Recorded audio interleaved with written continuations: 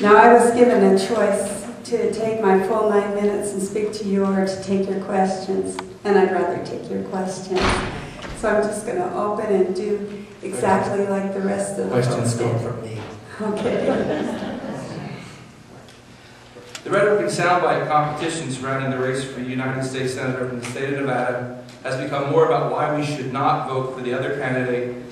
As you address the following issues, why should we vote for you? Here in Lyon County, we have some of the highest unemployment in the nation. What are your plans to assist the state of Nevada in dealing with high unemployment? Here in Lyon County, you have the highest rate of unemployment in the state of Nevada. That's really sad. I want to tell you a little bit. This is kind of personal to me. I was raised here in Nevada, and I have 2 children and 10 grandchildren. My son teaches school in Yerington. He's an 8th grade history teacher. So this affects my children and my grandchildren.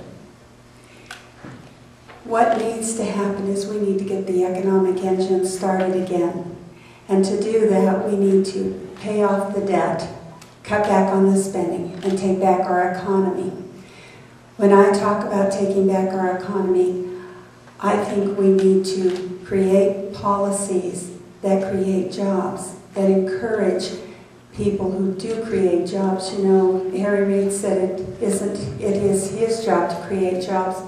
But if that's true, then why are we at 14.3% unemployment across the state and almost 19% here in Lyon County? If he goes where Obama goes, which is, he said it isn't government's job to create jobs, it's government's job to create a climate for private industry to create jobs, then that's what we have to do. We have not a lack of capital for jobs. What we have is a lack of confidence, and so we need to repeal policies like Obamacare. We need to have transparency in government by having a true audit of the Fed. We know where these problems started, and we need to divest ourselves of things like Frothy Mac and Phony May. We need to get back.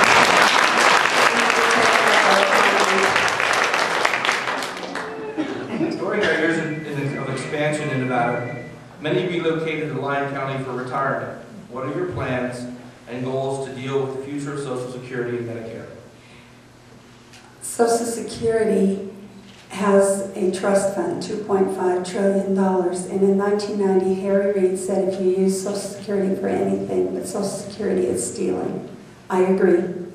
And yet, what has happened over the last 20 years is that the government has taken that $2.5 trillion and transferred it to the general fund to spend it on generally anything they generally want to. And so what we have left in the Social Security fund is IOUs in the form of special treasury bonds that are kept in a filing cabinet in Parkersburg, West Virginia. We need to take the payback on the deficit and pay back that $2.5 trillion because that's a debt we owe to our senior citizens. They worked for it, it's their money, put the money back. But going forward, we need to make sure that it never happens to another generation. And the only way we can ensure that is by allowing following generations to have personalized accounts. I used to think that meant privatization, but I understand that Harry Reid has a thrift account. I'm sorry, just a thrift fund. And that's a personalized account. If it's good enough for Harry, it's good enough for the rest of us. We need to have a retirement account that's an asset to our children, and they need to have that option. So my solution is keep our promise to our seniors, pay back the money. Going forward, give our children the option of having a retirement account that becomes an asset to them.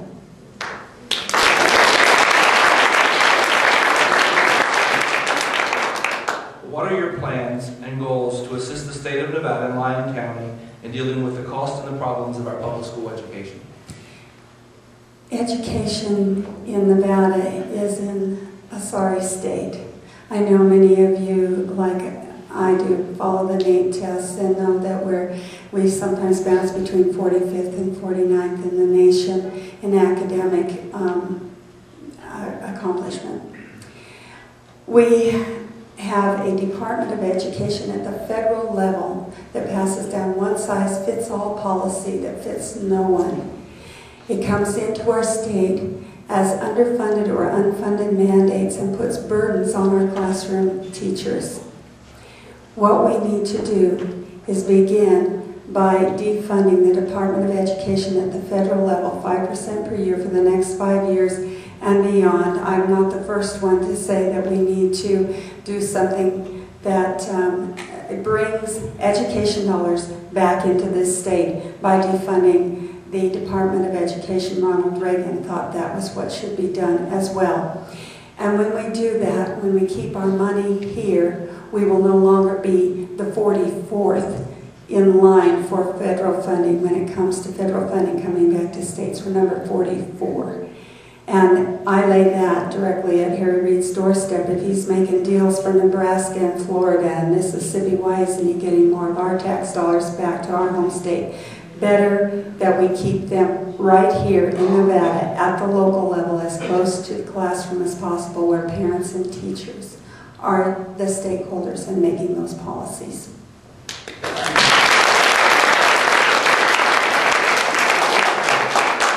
If elected, what would be your #1 priority when you return or when you arrive in Washington? Repeal Obamacare.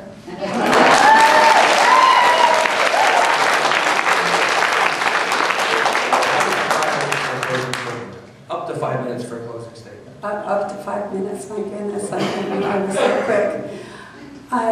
I do believe that we have an opportunity to once more be that shining city on the hill that Reagan talked about. We can be optimistic about our future if we have the right policies and the right policymakers in Washington, D.C. Over the last 18 months, we have seen what policymakers have done to our economy with bailouts and stimulus and Obamacare and the threat of cap and trade, amnesty, and allowing the tax cuts to expire. What we need is to look at what has always worked when we got into financial situations like this, because we know our economy does have certain highs and lows. But in the past, when we've used these Keynesian economics, it has failed. It failed 80 years ago, it failed during Carter's administration, and it's failing now. We don't believe in this country that anyone is too big to fail. That's what freedom's all about. You have the freedom to succeed, you also have the freedom to fail. And we do not bail out folks who fail. What we do is we allow them that freedom and we pick them up and move on. We have an opportunity through good policies to address what has happened in the last 18 months. Harry Reid says he's done more for this nation, and he has. He's done more for this state as well. He's done more for unemployment. We're now at 14.3%, the highest in the nation. He's done more for mortgage foreclosures, again, the highest in the nation. And he's done more for bankruptcies, again, the highest in the nation. It's time to tell Harry Reid, stop doing more. We can't afford it.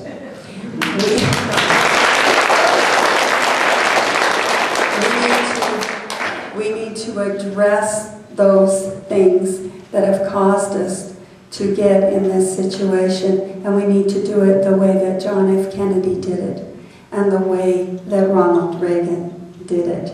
And they said if we want to increase tax revenues, we need to cut marginal tax rates. So we need to, first of all, simply go by these rules that most businessmen know. You cannot borrow your way out of debt, and you cannot spend your way into prosperity. So first of all, we need to cut back on the spending. We need to cut back by prioritizing our expenditures according to our constitutional boundaries. The 10th Amendment's very clear on what government should be spending the money on. So those should be our A priorities. B and C priorities should be those things that government shouldn't be necessarily involved in at the federal level, but perhaps at the state level. Like I said, the Department of Education, Arizona, has said that about their borders. When the government failed, Arizona took their 10th Amendment rights, secured their borders, and is enforcing their laws. We should cheer for that. Missouri has done the same thing when Mo said no to O and said we're not going to do Obamacare in Missouri, the 10th Amendment right, once more.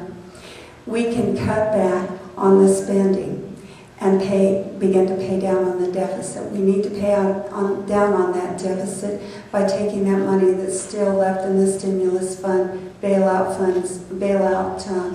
funding that's coming back, and unspent appropriations, put those on the deficit. And finally, we need to take back our economy by repealing those things that have not worked, like Obamacare. Like we need that Federal Reserve audited. We need to have a simpler, fairer, flatter tax code that we can fill out on the back of a postcard on April 14th. We need a single subject law that that keeps us from having so much pork and earmarks. We know what the answers are. Play back, cut back, take back. I'll simply say that we have the best contract with America, and that's our Constitution. And as your senator, I will keep my own promise.